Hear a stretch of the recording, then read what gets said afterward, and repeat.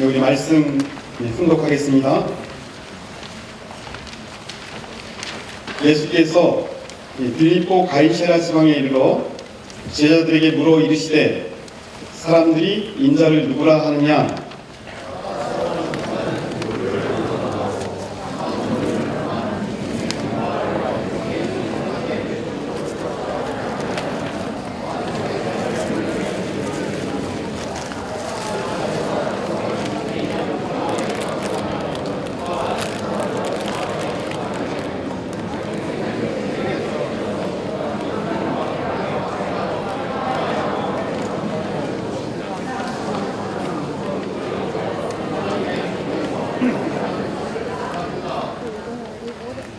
정오정착의 삶은 그림자를 만들지 않는 삶이라고 했습니다. 우리 모두가 발광체가 되어 빛을 주는 삶을 산다면 그림자가 생길 틈이 없습니다. 갖는 자는 빛을 지는 자입니다. 여러분 모두는 이제 그 빛을 갖기 위해 불쌍하고 가난한 자의 눈물을 닦아주고 어려운 곳을 가르쳐주는 영원한 참사랑의 발광체 된 삶을 사시기 바랍니다. 그 책임을 하지 못한 입장에서는 부끄러운 조상의 자리에 서게 됩니다. 영원한 세계를 놓고 조금 힘들다 하여 그것을 마다하겠습니까? 여러분들은 기필코 하늘에 보답해야 됩니다. 기필코 성공해야 됩니다. 기필코 하늘 부모님 앞에, 천지인 참 부모님 앞에 지상천국, 천산천국이 열렸음을 보여드려야 합니다. 아시겠습니까? 그 길을 향해서 여러분들은 전력투구, 사생결단, 중단이 없는 전진만이 현 시대를 살고 있는 우리들의 사명이며 책임인 것을 명심하시기 바랍니다. 사랑하는 식구 여러분 안녕하십니까? 네, 오늘 4월 8일입니다. 오늘 예배에 참석하신 모든 식구님들께 하늘 부모님의 귀한 사랑과 축복이 함께하기를 진심으로 기원드립니다. 오늘 특별히 우리 성가대 우리 봉천연하고 하는 노래는 우리 60년 우리 참부모님 성원하실 때 우리 참 어머님께서 부르신 노래라고 합니다. 굉장히 은혜롭습니다. 감사합니다. 박수 한번 부탁드리겠습니다.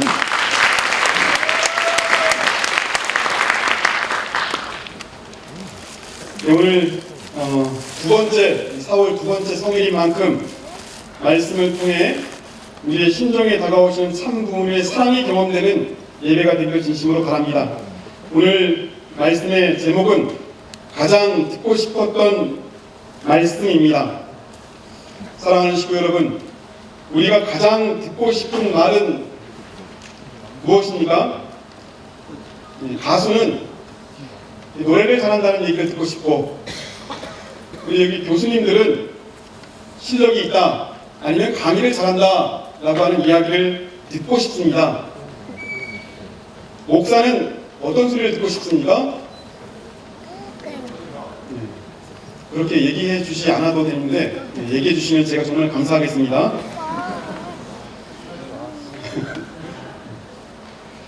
우리 사랑하는 식구 여러분, 부부간에는 어떤 소리를 듣고 싶습니까? 아니면 부자간에는 어떤 소리를 듣고 싶습니까?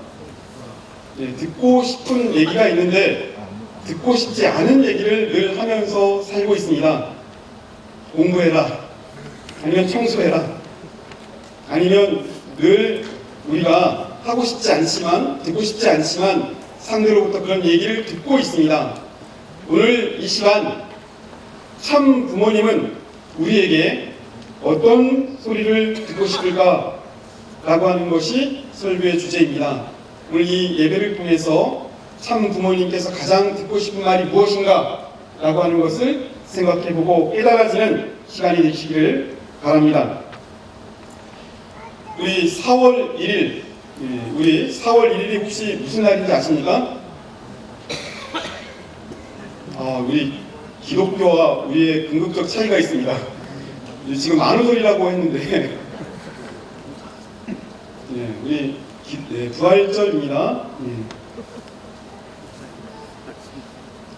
만우절이라고 하면 안 될 것 같습니다. 지금 거짓말은 절대 하면 안 됩니다. 천안지역 많은 교회에서 부활절 기념 예배를 드렸습니다. 그 현수막을 보는데 특별한 문구가 마음속에 잊혀지지 않습니다. 천안 지역 연합 부활절 기념 예배 써놓고 중간에 나는 부활을 믿습니다. 이렇게 써 있었습니다. 그 문구를 보면서 교리라고 하는 것이 아니면 세계관이라고 하는 것이 참 무섭다라고 하는 생각을 했습니다. 원리강론 총서에 타락 인간에게 있어 무지는 사망의 그늘이요 삶은 소생의 빛이다 라고 하는 이야기가 마음속에 와 닿으면서 이 땅에 속히 참된 부활의 의미를 많은 사람들이 깨닫기를 진심으로 소망합니다. 부활절을 그렇게 믿는 역사적 유래가 있습니다. 예수님이 겟세마네 동산, 목요일 겟세마네 동산에서 기도하시고 잡히시고 금요일 아침 새벽에 심판을 받으시고 오전 9시에 십자가에 달리시고 오후 3시에 이제 돌아가셨습니다. 그리고 이틀 후 일요일 새벽 부활했다고 하는 날이 많은 사람들이 믿고 있는 부활절입니다. 당연히 정확한 부활절의 날짜는 잘 모릅니다. 우리 참 부모님께서 가르쳐 주셨습니다. 언제입니까? 4월 17일입니다. 얼마 안 남았습니다. 다만 사람들이 그 부활절의 정확한 날짜를 잘 모르니까 325년 우리 니케아라고 하는 터키에 있는 니케아라고 하는 곳에서 흉군이 지나고 보름이 지나서 첫 번째 일요일을 부활절로 하자라고 결정을 해서 올해는 4월 1일이 부활절입니다. 그 회의에서 부활절 날짜를 정함과 동시에 또 한 가지가 결정되었는데 바로 사도신경입니다. 마지막 부분, 성도가 우리 교회는 익숙하지 않지만 많은 대부분의 기독교에서 늘 예배 전에 제창을 하고 있습니다. 마지막 부분에 특별히 생각할 부분이 있습니다. 성도가 서로 교통하는 것과 죄를 사하여 주는 것과 몸이 다시 사는 것과 영원히 사는 것을 믿습니다. 아멘. 결국 기독교는 죽었던 몸을 다시 살린다라고 하는 교리를 확정하게 되고 지금 이런 세계관을 갖고 살아가고 있습니다. 우리 통일교인들은 당연히 원리를 알고 있으니까 이 부활에 관한 육신의 부활에 관한 생각을 단 1%도 안 할 것 같아서 제가 사진을 한 장 보여드리도록 하겠습니다. 우리 예루살렘의 사진입니다. 예루살렘 성전 우리 감람산 주변의 사진입니다. 사진 우리 내려주시기 바랍니다. 우리 감람산 주변에 저렇게 많이 있는 것이 전부 관입니다. 그 관을 땅 속에 묻지 않고 땅 밖으로 전부 이렇게 끌어놨습니다. 그 왜 그러냐면 예수님이 다시 오시면 이 흙을 뚫고 일어나야 되는데 이 흙 속에 묻혀버리면 관을 뚫고 나오기가 어려워서 관을 전부 땅 밖으로 수많은 관들이 저렇게 있는 것을 볼 수 있습니다. 옳습니까? 이것이 많은 사람들이 믿고 있는 부활의 신앙입니다. 그렇게 생각하고 살아가고 있습니다. 아무리 양심적이고 아무리 선한 사람도 그 세계관 가운데 들어가게 되면 저런 신앙을 갖고 살아가게끔 되어 있는 것입니다. 사랑하는 식구 여러분, 우리가 얼마나 귀한 말씀을 가지고 있습니까? 얼마나 우리가 생명의 말씀을 갖고 있습니까? 우리 원리에서는 부활이 정확하게 정의하고 있습니다. 결코 죽어서 살아나는 것이 아닙니다. 지금 이 순간 하나님 말씀을 듣고 몸을 움직여서 참 사랑을 실천하면 나의 영인체의 질적인 변화가 있습니다. 부활은 먼 미래에 어느 순간에 결정되는 특별한 사건이 아니고 지금 이 순간 경험되는 하늘의 놀라운 은혜입니다. 참 부모님 말씀 사랑하고 우리는 지금 이 순간 부활을 경험할 수 있습니다. 있습니까? 우리 옆 사람에게 부활합시다 한번 합시다. 부활합시다. 얼굴을 보니까 우리 부활하신 것 같습니다. 이 말이 통해야 합니다. 먼 미래에 어떤 사건에 의해서 죽은 자가 일어난다라고 하는 것이 아니고 지금 이 순간 내가 하늘의 말씀을 기억하고 우리의 삶을 통해서 참 사랑을 실천하면 부활할 수 있다라고 하는 놀라운 은혜의 말씀입니다. 그런 의미에서 우리 오늘 훈독한 말씀을 다시 한번 훈독해 보도록 하겠습니다. 우리 스크린에 나와 있습니다. 같이 한번 훈독해 보겠습니다. 따라서 인간은 누구를 만론하고 참 부모님을 통한 중생, 부활, 영생의 3단계 축복을 거쳐 태어나야만이 완성의 삶을 영위할 수 있게 되는 것입니다. 다시 말해서 중생은 개인적 차원의 거듭남이요, 부활은 가정적 차원의 거듭남이며, 영생은 세계적 기준에서 전 인류가 함께 완성하여 평화의 왕 참 부모님을 모시고 지상, 천상, 천국을 이루어 하나님의 조국에서 영생하는 것을 뜻합니다. 이 말씀을 우리뿐만이 아니고 모든 사람들이 마음에 상속받아야 될 귀한 생명의 말씀입니다. 참된 부활은 가정적 차원의 거듭남이라고 말씀하고 있습니다. 부활은 가정에서 서로 가장 듣고 싶은 말을 해주는 것입니다. 부부간에 서로의 영인체를 존중하고 보호하고 사랑하는 그것을 말로 소통할 때 가정적 차원의 거듭남을 경험할 수 있습니다. 가장 중요한 것은 결코 혼자서 부활할 수 없습니다. 반드시 상대를 통해 나를 완성하는 것입니다. 상대는 나의 거듭남의 대상입니다. 우리 기독교 현수막의 문구처럼 나는 부활을 믿습니다 라고 해서 결코 부활이 있는 것이 아닙니다.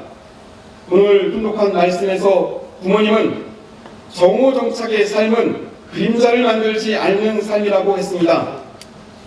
우리 모두가 발광체가 되어 빛을 주는 삶을 산다면 그림자가 생길 틈이 없다고 하십니다. 그림자가 없는 삶, 가정에서 가능합니다. 우리가 사회에서 참 일을 하다가 보면 결코 양심적으로 살기가 쉽지는 않습니다. 다만 가정에서는 결코 거짓되지 않고 항상 진실되고 참 사랑의 공기가 호흡하면서 사는 가정을 만든다면 그림자가 없는 발광체의 삶을 우리가 살 수 있습니다. 부활은 가정적 차원의 거듭남입니다. 지난주 아주 특별한 일이 있었습니다.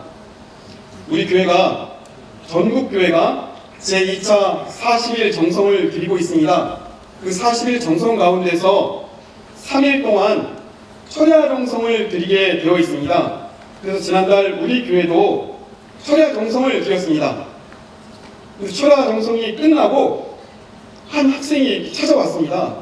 그 학생이 찾아온 이유가 첫 번째 날 철야 정성을 딱 드리고 잠을 딱 잤는데 참 어머님이 나타나셔서 이제 내가 네가 한 모든 행동, 네가 한 모든 것을 용서해 줄 테니까 너는 선문대학을 졸업하기 전에 반드시 축복을 준비해야 된다 라고 하는 몽시를 보여주셔가지고 얼굴이 상기가 되어서 저를 찾아왔습니다. 구체적인 사연을 한번 들어봤습니다. 어떤 사연이 있느냐, 특별한 사연이 있었습니다. 우리 첫 번째 날 우리 송묘숙 권사님께서 간증을 했습니다. 근데 자기 어머니가 6,500가정 축복을 받았는데 6명의 자녀를 낳고 말기 암이 걸려서 2년 전에 성화했다고 합니다. 그 성화한 이후에 본인이 소속된 교회에 조금 소원해지고 약간은 적극적인 신앙을 하지 못하는 상태에서 송묘숙 권사님 얼굴을 보니까 자기 어머니가 그렇게 그 교회에서 그 권사님을 따라다녔다고 합니다. 그 권사님 간증하는 모습을 딱 보니까 자기 어머니가 실제로 나타나서 나에게 해주는 말씀이다 라고 하는 생각이 들면서 아, 이런 일이 있구나 라고 하는 생각을 하고 잠이 들었는데 참 어머님께서 나타나셔서 너는 용서해 줄 테니까 졸업하기 전에 반드시 축복을 받아라 라고 이야기를 해서 교회를 이관하고 내가 축복을 위한 정성을 드리겠다 라고 이야기를 했습니다. 문제는 그 다음에 축복서를 썼는데 아주 좋은 짝이 나타나서 축복을 준비하고 있습니다.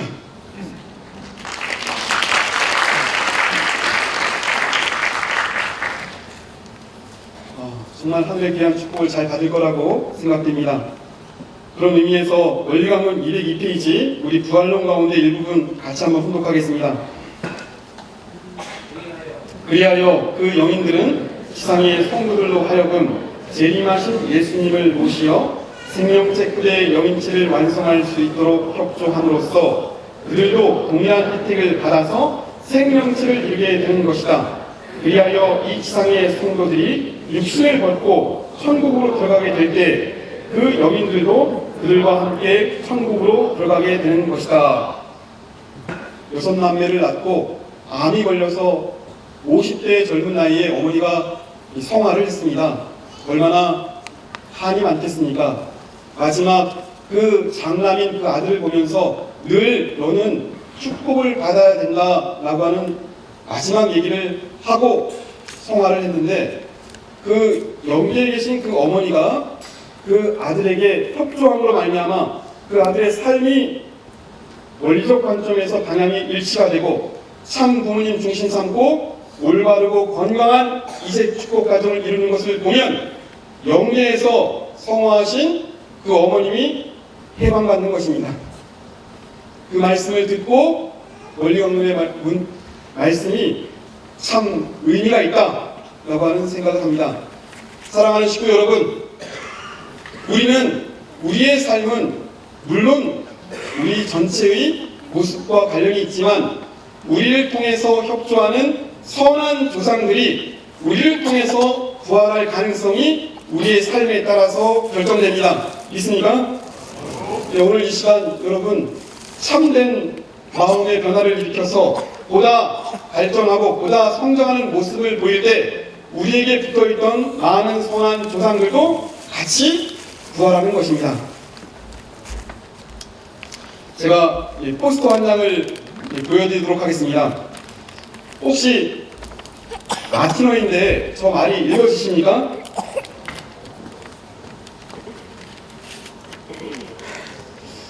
네, 우리 대학교의 우리 식구님들의 수준은 거의 장성기 완성급을 넘으셨습니다. 네, 코어바디스입니다. 예, 내려주시고요. 정식 명칭은 코어바디스 도미네입니다. 주여 어디로 가십니까? 라고 하는 제목이고 아주 우리에게 감동을 주었던 영화입니다. 예수님이 십자가에 돌아가시고 베드로가 로마에 가서 선교를 했습니다. 로마의 황제 네로가 불을 지르고 그 불을 지른 원인이 주범이 기독교인들이다 라고 누명을 씌워서 무참하게 많은 기독교인들을 순교시켰습니다. 당연히 베드로는 너무 심각한 그 상황을 피해서 로마 남부로 도망을 가고 있습니다. 베드로는 고민이 되었습니다. 로마에 있는 신도들과 함께 있는 것이 옳은 것인지 아니면 잠시 피해서 훗날을 도모하는 것이 옳은 것인지 도망을 갑니다. 도망을 가다가 갑자기 빛이 나타납니다. 근데 베드로는 알고 있습니다. 전에도 그 빛이 나타난 적이 있기 때문에 그 빛은 예수님이 오신 겁니다. 예수님이 베드로와 같이 가고 있던 나자리우스라고 하는 소년 속에 들어가서 베드로에게 얘기합니다. 코바디스, 어디로 가느냐? 베드로가 대답합니다. 네로가 너무 심각하게 핍박을 하니까 나는 잠시 몸을 피해서 훗날을 기약하겠습니다. 그리고 베드로가 빛으로 보여진 예수님에게 이렇게 묻습니다. 코바디스 도미네, 예수님은 어디로 가십니까? 예수가 대답합니다. 나는 네가 도망 온 로마로 간다. 지금 그 로마에서 네로에 의해서 핍박받고 순교를 당하고 있는 나의 성도들과 나는 함께할 것이다 라고 하는 얘기를 합니다.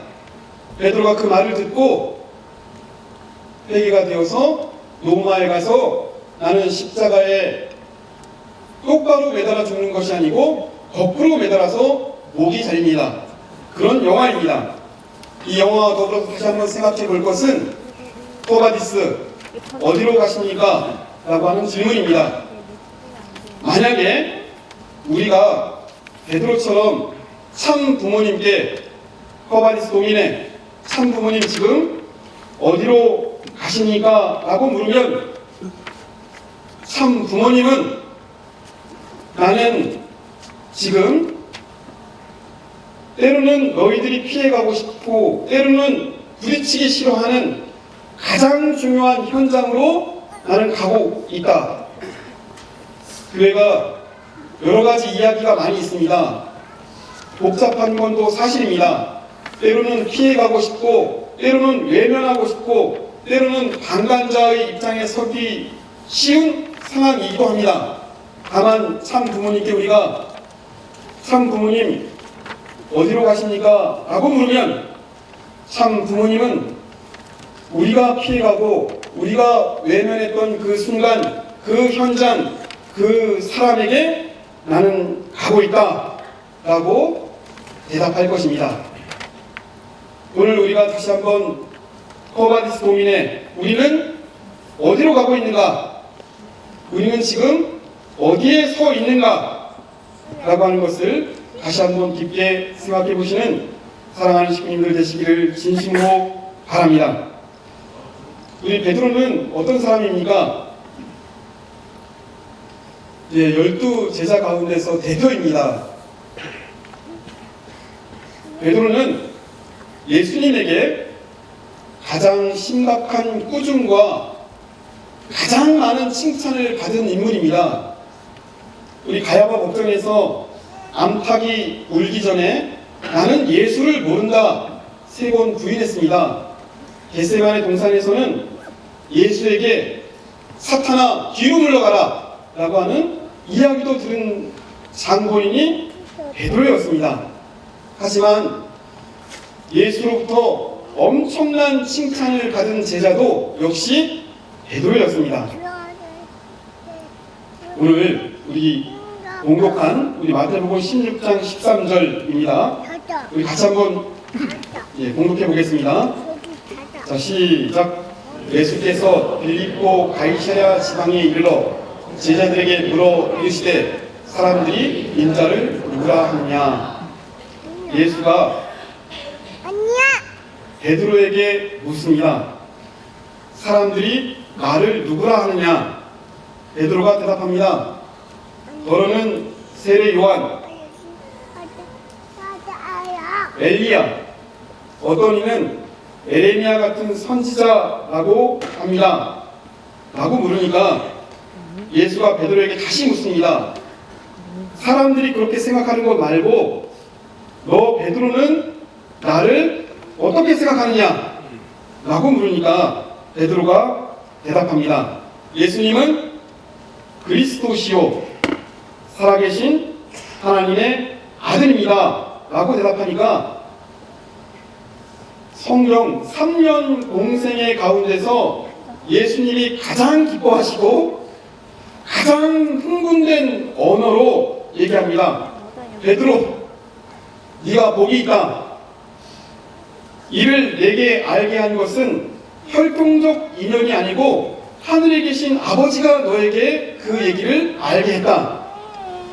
너는 반석이고 내가 너 위에 교회를 세우겠다. 음부의 권세가 절대로 너를 넘어뜨리지 못할 것이다. 천국문 열쇠는 다른 사람이 아닌 너에게 주겠다. 라고 예수가 베드로에게 축복을 합니다. 예수가 가장 듣고 싶었던 말은 무엇입니까? 당신은 그리스도요, 살아계신 하나님의 아들이라고 하는 말을 딱 듣고 그 베드로에게 천국문 열쇠는 너의 것이다. 너는 반석이고 그 위에 교회를 세우겠다. 아무리 사악한 음부의 권세가 너를 넘어뜨리려고 하도 너는 결코 넘어지지 않을 것이다. 복이 너에게 있다. 라고 하는 축복을 해주셨습니다. 사랑하는 식구 여러분, 오늘 참 부모님, 우리에게 가장 듣고 싶은 말은 무엇입니까? 가장 듣고 싶었던 우리의 언어로 고백되는 참 부모님 말이, 어느 말이 참 부모님께 가장 기쁨을 주는 말입니까? 똑같이 참 부모님 우리에게 묻습니다. 너는 나를 누구라 하느냐? 이 대답을 듣고 가식이 아닌 진심으로 참 부모님은 인류의 구세주 메시아 참 부모이십니다 라고 가슴 깊은 심정에서 고백하시는 식구님들에게 큰 축복이 있을 것을 믿습니다.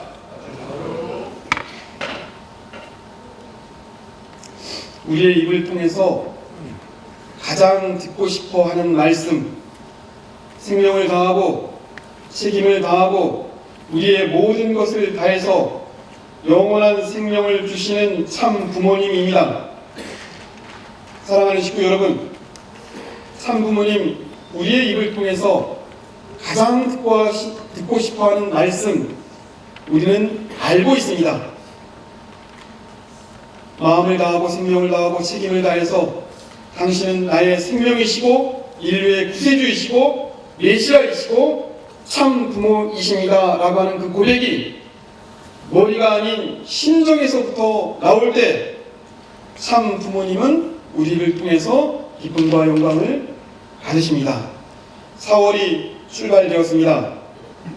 우리는 참 부모님 믿음 안으로 들어가면, 절대적으로 참 부모님과 하나가 되면 4월을 승리할 수 있습니다.